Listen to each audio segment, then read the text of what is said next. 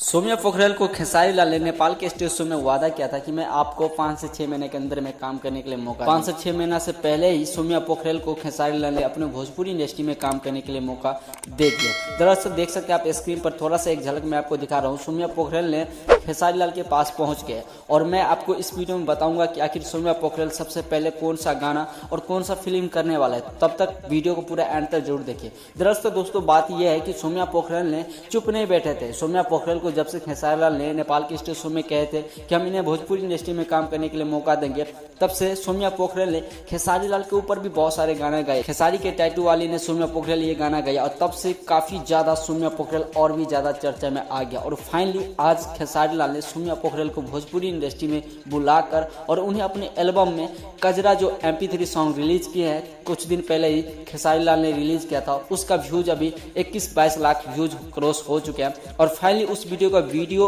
बनेगा जिस वीडियो में भाग लेंगे सौम्या पोखरेल, ठीक है। बट आपको हम बता देते हैं कि अब फिल्म कौन आएगा। लेकिन दोस्तों अभी तक देखा जाए तो फिल्म के बारे में कोई अपडेट मुझे नहीं पता है, जो मैं आपको रियलिटी बता रहा हूँ। और जैसे मुझे पता चल जाएगा मैं आपको बता दूंगा और सबसे पहले आपको बता दूंगा इस चैनल पे। तो आप लोग को क्या लग रहा है कि सौम्या पोखरेल को खेसारी लाल ने जो वादा किया था वो पूरा किया? बस आप सबको एक चीज वादा करना है, बस हमारे चैनल को थोड़ा आगे बढ़ाइए और भाई को सपोर्ट करिए और ऐसे वीडियो देखने के लिए चैनल को सब्सक्राइब जरूर करिए।